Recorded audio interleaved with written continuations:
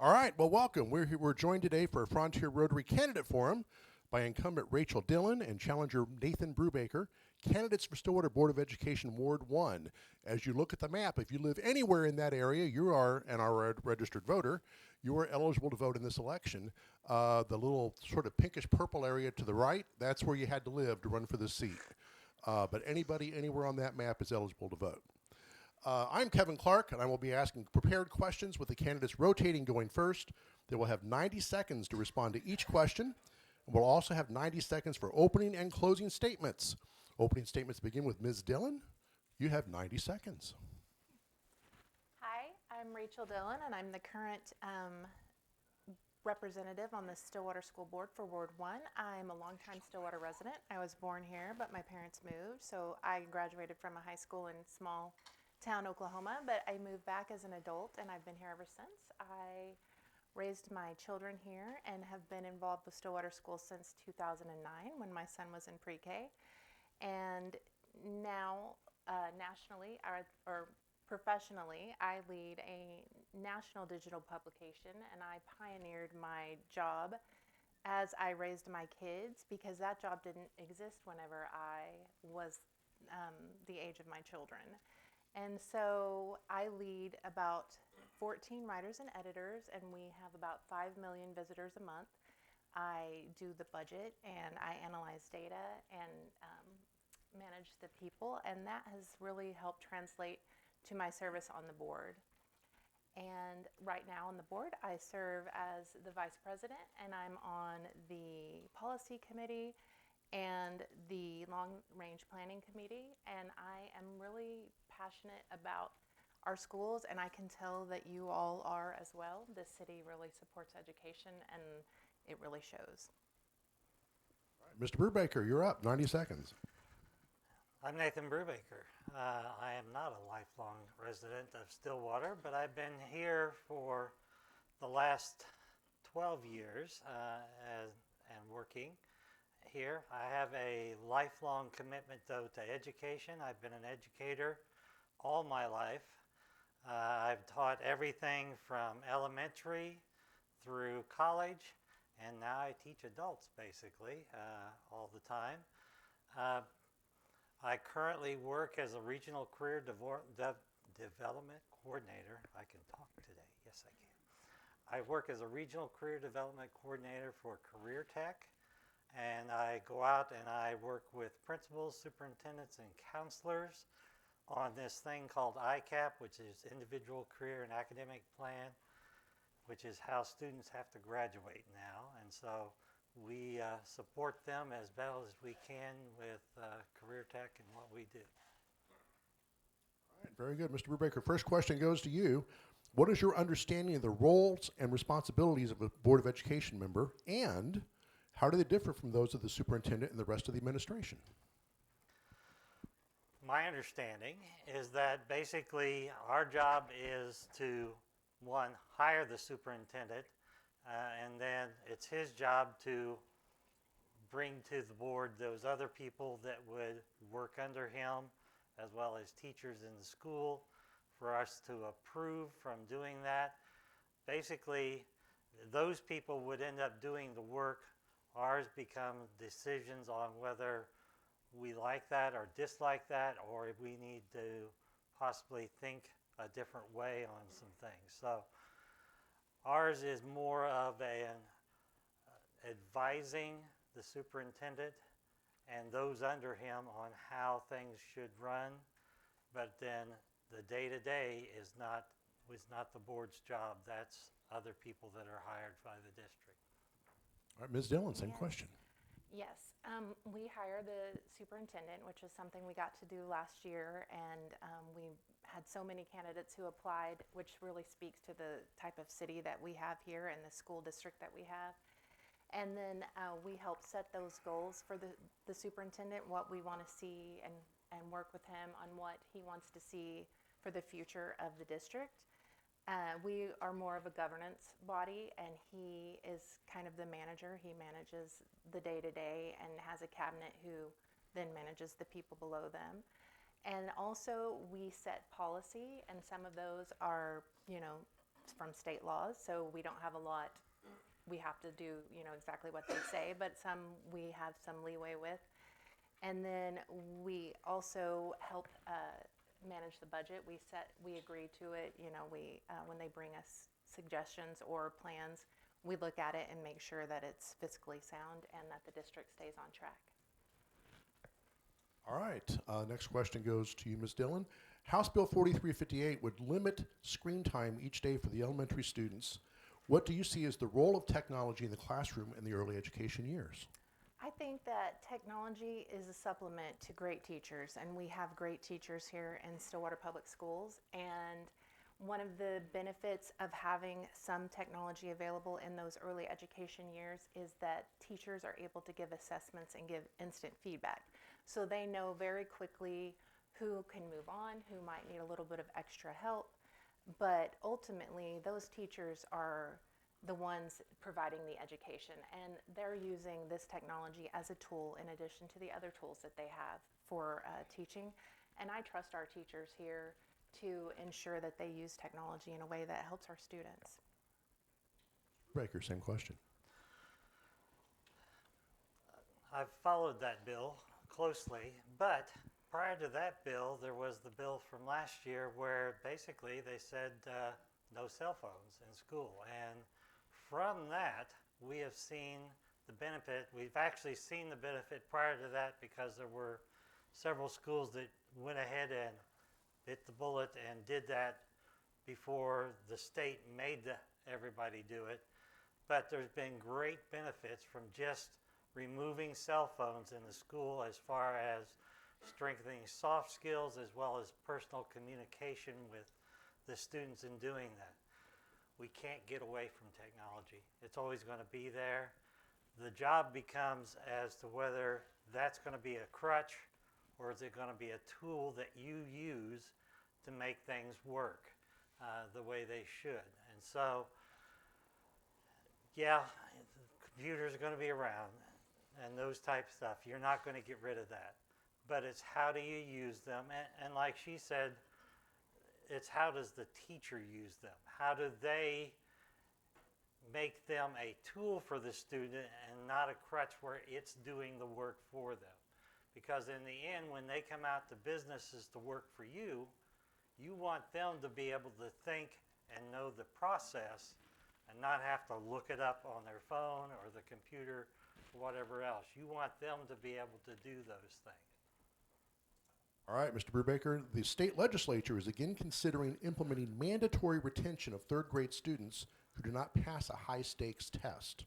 Do you support or oppose this proposal? And how do you see early intervention fitting into the picture? I don't really support it, but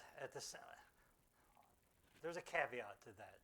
No, but at some point you really do need to draw a line and move on. But I'm not sure that that's going to make it. Just having followed that legislation too, it's changing as we talk. But I see it more as not just, we shouldn't be waiting on third grade. It needs to be happening pre-K through third grade because they need to be able to have those reading skills starting in fourth grade because everything builds on what they can read from fourth grade on. They have to be able to read. And it's better if through pre-K through third grade, if we can teach them how to not just read, but feel confident in what they're reading and how that applies to what they're getting ready to learn and do in everything else. So they need to be able to enjoy that reading, and sometimes that may be finding things that they like to read. Ms. Dillon, same question. I oppose that. I think third grade is too late. Also, I don't think that they provide funding with the mandates on those types of things, or that I've heard of at least recently. And my mother is a reading specialist, and I've talked to her about it, and she said, and I agree with what Mr. Brubaker said, that third grade is too late. You learn those skills, those early reading skills, more in pre-K first, kindergarten and first. And so I think that it's not a good idea. It's one test. Not every student is a good test taker. It's not a good measure of if they can read or not. One thing about Stillwater Public Schools is our 3rd through 5th grade consistently scores well above the state average on their English language assessments, which includes the reading. They used to have reading only, but now it's one number. So we can't break out only reading. But overall, I don't support that, and I think that we need to have interventions well before that. I think that the data shows that 3rd grade retention does not have positive outcome. All right, Ms. Dillon, the district will soon experience a windfall of new revenue outside the state funding formula through the Google Data Centers project. The revenue from each of up to 6 data centers will last 25 years. What are your ideas for how the district should use and manage this money to benefit current students, but also benefit future generations? Well, I think it is one of the unique situations that we're involved in because it's hard to get additional funding for schools. There's very specific formularies, so this is one way that we will have some above the state and federal levels. I think that we need to be intentional about how we use that money as it starts to come in. It hasn't come in yet, but I think there are many things we can do to benefit the future generations. Some of what we're doing with the bond money that you all approved is making sure we have excellent facilities and planning for the future with how those will be used in 25 years. And I think that's the same kind of thing we should use for use that money for. We need to find projects that will benefit the students who are here, but that will last, something that's lasting into the future generations. As for specific projects, I'm not sure which ones we would pick for that yet because we haven't received the money. Mr. Brubaker. I agree with some of what she's saying, but I also come from a very cautious era myself. I worked in Oklahoma City Public Schools back when we had about 7 years of the state revenue was non-existent.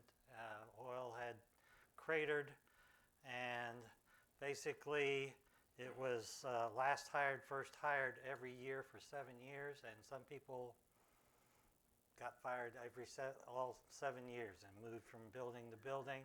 Not to mention, we didn't get checks, we got warrants, and warrants were only covered if they had money. And so, you know, I come from a cautious era. I mean, kind of like Depression people. I'm not that old, but, you know, yes, we have money now, but you want to be cautious. Don't be caught up with, oh, we can start all these programs and hire all these people, but then there is a limit to that running out. And you hate to lose people, especially if you get something good going on.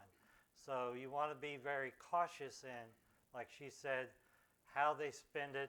You want something that lasts a long time and not necessarily technology. Because technology that you buy now that's state of the art here is nothing in 3 months. All right, Mr. Brubaker, how would you handle differences of opinion on the board and differences of opinion between the board and staff? Well, you can't get away from it. There's always going to be differences of opinion. That's kind of life.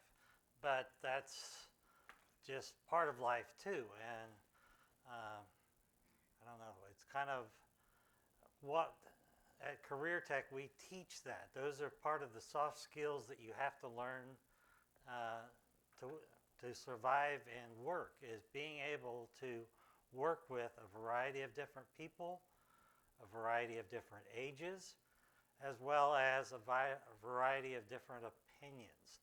And, you know, being able to take those opinions and then formulate a sound idea or a sound process or a sound way of moving forward, and doing that time after time again is it's like teaching. It's kind of an art and it's kind of a science, but it's something to be successful, you really have to be able to do that. Ms. Dillon. The way I handle differences of opinion on the board is communication. It's basically a communication situation. I listen with an open mind and hear what they're trying to really hear what they're saying, the reasons behind it. And then also I respectfully tell them, my reasons for my decision. And a lot of times we are able to, see each other's side and kind of come to a compromise. Sometimes you don't, but if you keep it respectful and you communicate well and you keep giving everyone dignity that you're speaking with, usually even if you don't come to an agreement, you can still continue to function as a board or as an adult. With the staff, it would be very similar, a similar way of listening. They have different concerns necessarily than we do. Sometimes they don't know what budgetary or maybe even laws that might be behind why we make a decision. And so mostly it's about information. I would take the information that they have and then try to give them the information I have so we can all understand. All right, Ms. Dillon, what would you hope would be key accomplishments of the board during your years of service? Well, so far, my key accomplishments that I've served since December 2023 have been navigating through several leadership changes that were really nobody's fault. We had a superintendent get ill and we had an acting superintendent. She ended up retiring, and then the current superintendent had to retire as well from his illness. So we hired a new superintendent, and he has been very successful so far in his first year. Also, we navigated a $5 million budget shortfall that happened kind of from extra COVID money. We had extra staff and a little bit of a staffing ratio issue because we needed more staff at the time to help the students who were behind. But we were able to navigate through that very well. And then thirdly, we've been able to keep the major bond projects on time and on budget or under budget. And so to me, those are big successes. I think having the type of success we have in academics, having the sports success, all of those are also a big success. I think that the board allows the funding and the money to help make sure that our schools and the students are doing the things that they're supposed to be doing. Mr. Brubaker. Restate that. What would you hope would be key accomplishments of the board during your years of service? Mine would be of looking beyond just the year-to-year things that you have to accomplish just to make school run. And you've got to do those things. But one of the great things that really has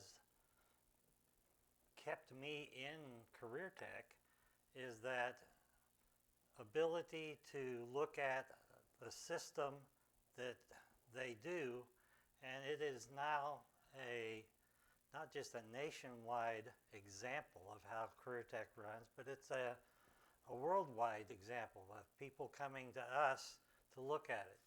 I would love to see Stillwater Public Schools become an example where people are coming and going, how are you doing that? How do you make that work? How did you work with parents to make that work? How did you work with your staff to make that work? To where sometimes you have to think outside the box, not just follow the State Department of Ed, and sometimes you need to be on the cutting edge of the State Department of Ed ahead of them because they usually aren't on the cutting edge themselves of things. So, but being able to think ahead and do that to where you're developing something that's not necessarily the same. All right, Mr. Brubaker, what is one thing that our district has done particularly well in the last couple of years?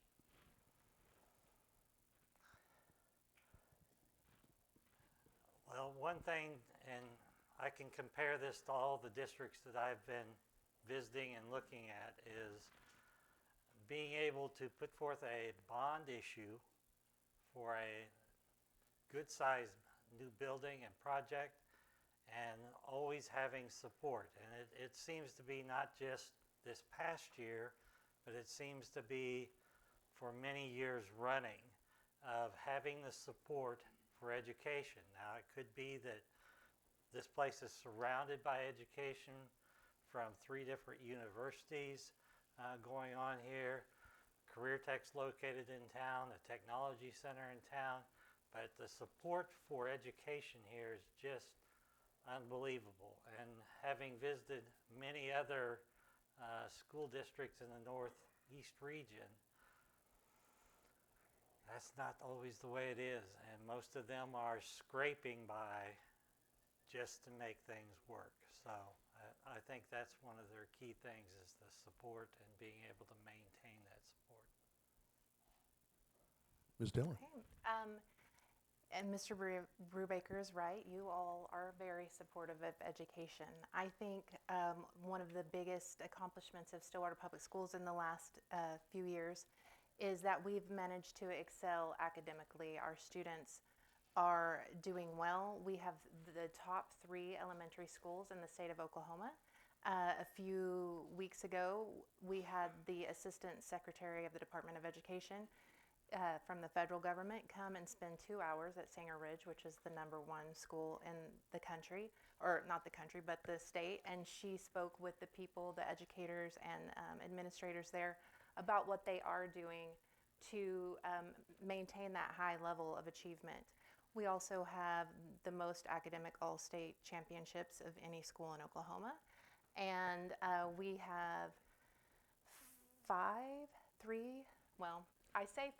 2 of our students that are at the Oklahoma School of Math and Sciences.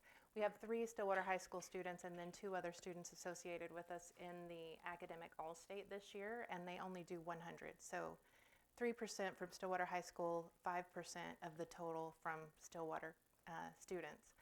And so those types of things to me are the best accomplishments that we have. Our students are learning what they're supposed to learn, and we are excelling and becoming a model for other people in the state and country. All right, Ms. Dillen, a question I like to ask superintendents Okay. is, how will you lead your district from being good to being great? How would you answer that question? Well, and Mr. Bridges talks about this a lot. He talks about positive discontent, and I agree with him. We are doing well. We have really good achievements academically, but there are the lower percentile and the middle percentile, and one of the big things we're working on as the board is to try to move that middle group, because especially, and those of you who are middle children might know, but kind of the middle usually gets left out a little bit. So the people who need more interventions get plenty of intervention, and we do really well with advanced classes and things for students who are in the advanced level. So what we're wanting to start to focus on is moving that middle group up into the advanced level. And I think that having that, being happy of the successes that we have and celebrating that, but not just being content, building off of those and continuing to improve even as we are achieving at a high level. That is how I would do that. Mr. Brubaker. Thanks for the promotion. Never let good stand in the way of great. And part of getting there is as a superintendent, I can't be the cheerleader for everybody in the district. It's being able to get that mentality of looking for great. How can I move from good to great in everybody in the district, including the custodians, of just being, there's a gum wrapper, and even moving it down to the kids. How do we get that in the kids too, of moving good to great, and just the little things that you do. It's a lot of times it's not the big things you do. It's all those little things you do together that move you from good to great. All right, Mr. Brubaker, Would you work to keep the school district on its current course, or do you see a need for significant changes? A lot of that would be getting into the position and working with them and see exactly where everything falls. But you just heard me talk about moving from good to great. I think there's always room for change. And I mean, even where I work, yes, we're good, but, sorry, don't need to touch that. How can we better innovate what we're doing now and do better? So it's being able to, yes, there's going to be change. How much that is, how long that takes, that's one of those that you really have to be in and on the ground and see that. Dylan? Yes, I think that one of the biggest challenges we've faced as a district is that turnover in leadership. It makes it hard to develop a long-range plan. I think that we are in the middle of making changes. I think what we have now has been amazing, and we're doing a good job. But with Mr. Bridges, we're working and coming up with that plan and trying to develop career pathways. And I think one of the things that we need for several years is some steady leadership here in the district. And that's one of the reasons why I wanted to run, to continue this work and continue working with Mr. Bridges on his plan for the district for the future. There are so many things that we're doing well and that we're doing right, and I want to make sure that we take those other things that need work and continue building on that so that we can take our successes and become even better for the students and the families we serve. And for the community as a whole, this affects your lives, your property values. It affects the students that you have who go to the school, or your grandchildren. There are so many reasons why it's important to have a strong and healthy and good public school. And I think you all in this room know that. You're very supportive of the district. All right, Ms. Dillon, how do you propose to increase parental involvement, speaking of families, especially in Title I schools? I think that, and my kids went to Title I school for elementary school, and I think one of the ways that they have worked to increase involvement is to move meetings. Like a lot of I was involved in 2 different elementary schools here in town, and in one, the meetings were, during the day, and a lot of the moms or dads were able to attend. But at the Title I schools, they've moved the meetings to evenings so people can come after work, and they also have provided childcare, snacks, dinners, that kind of things. The PTAs work on that. I think that's one way, inviting the parents and families into the school. I have been able to go read to schools lately and have had many people, as I've been campaigning, talk to me about how to read. And I think that's another area that we could increase involvement, is inviting readers into the classrooms. The students really like it. Literacy is very important, and that's a way to get the parents and families and other community members into those schools, and so that they can see what's happening and be more involved and more committed to their children's education. Mr. Brubaker, Question again, please. how do you propose to increase parental involvement, especially in Title I schools? I agree. We need good communication in there and doing that, but it has to be more than just the emails and the notes home and those things. It has to be that personal communication that comes all the way down to the instructor, and them being able to reach out. And once again, I'm referring to career tech, but if you know your ag teacher does not wait for a parent to reach out to them or anything. They are actually going to go out and knock on their door and get to know those parents, those families, those situations, so that they are on top of even the little things that are going on of somebody just lost their job, somebody is not employed, it's a stay-at-home mom, or nobody's at home. Basically, they're switching, and one person's working days, the other person's working nights. But they find out that thing. Now they're finding it out because most of them, they do live projects and different things like that.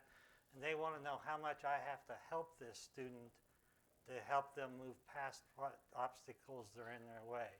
But I think that needs to work throughout the building to where we know those things up front. Mr. Brubaker, what's the most critical issue facing the district right now, and how do you propose to address it? Well, one of the critical issues, and the State Department of Ed's probably going to end up throwing money at it for something, is the literacy piece. Even though we're doing good, we can always do better with that, but there is going to be something for that. But outside of that, then it's maintaining those facilities, and we have lots of facilities here, and keeping them up to what they need to be throughout the district, and keeping them available to where that becomes something that is a stagnant and good process to go along the way. And then lastly, personnel. There's a teacher shortage, not just here, not just in the state, it's nationwide. Too many states have stopped teacher training altogether in the colleges, and it's become a pilfering of teachers from state to state just trying to get them, let alone keep them and do those things. So working on how we can keep teachers, but also train those teachers in things that we can offer that will entice them to stay. Dylan. I think the number one issue our district has faced is a lack of steady leadership. I've been on the board for a little over 2 years, and I've served under 3 superintendents. I feel like we have taken great steps to stop that. I feel like that's going to help us create a long-term plan and build on those successes rather than having to change, people at the top and what they might see as the vision for the district every few years. I think having someone here, having a board here that knows what's going on in the district will be a big help. As for the facilities, we have a deferred maintenance plan that works right now, and it's built into our current bonds, and so that's able to be done on a regular basis. It's something they update us on every single month, and it's not exciting, but it's new ACs, new heating, new roofs. We have that going on throughout the district most of the year. And then as for teachers, I agree we need to stay competitive and recruit those teachers. And one of the ways we do that is we have, for the new teachers, each site has an instructional coach, so that helps them get that good start when they're first starting out. Also, it's amazing to me how many, when I go to the Years of Service award ceremonies and things, we have teachers who have been here 25 years, 30, 40 years. When they send us our retirement things every month, and you're sad because you're losing a teacher that's been here for 40. All right, we're going to proceed to closing statements in the opposite order of the opening statements, beginning with Mr. Brubaker, and you have 2 minutes. I don't know if I'll take 2 minutes. Once again, I thank you for being here, and I thank you for listening. But the main thing I want to stress this time of year, is there are so many election things going on out there that are not school board. And they are not timed with our election or anything like that. So we're kind of an overlooked election. So I can encourage you, get out and vote. But better than that, tell all your friends to get out and vote. Just because this election is an off cycle, and there are, I don't even know how many governor candidates are running now. It changes every day. But, it's just, and with Mullen dropping out and then new people, it's like it's a free-for-all out there with how many people that are running for all the different offices. But, I could whip through all my candidacies things and go through all my qualifications and stuff like that.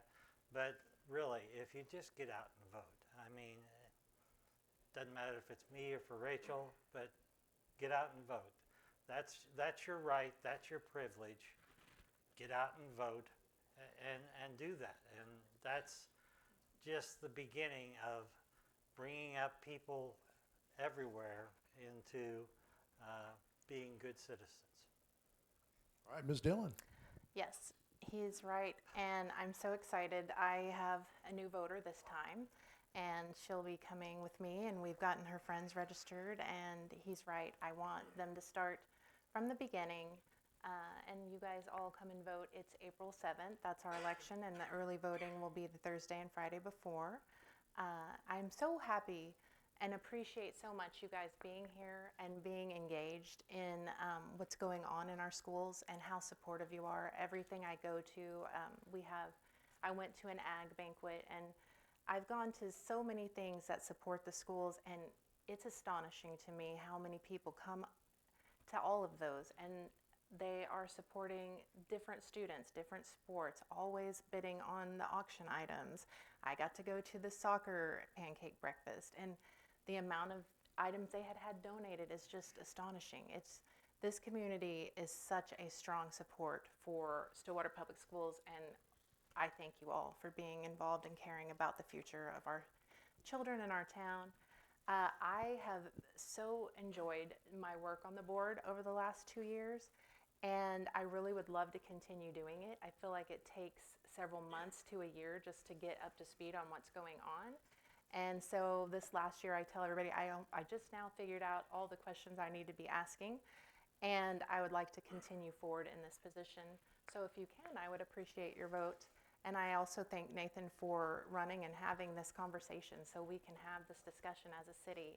I think these things are important. These elections that are local, even though they're not as exciting, they affect your day-to-day life more than any other election. Thank you. Thanks to both candidates for being here today. As stated, the election is Tuesday, April 7th, with in-person early voting Thursday and Friday of the week prior in the County Election Board offices newly relocated on the first floor of the County Administration Building at 6th and Duck. And, if you happen to be in Cushing, at the Cushing Chamber of Commerce. Today's candidates both have an online presence. Links to their pages are in this week's club email and today's calendar entry on the club website, and will also appear in our weekly email containing the link to today's video. President Conley, back to you.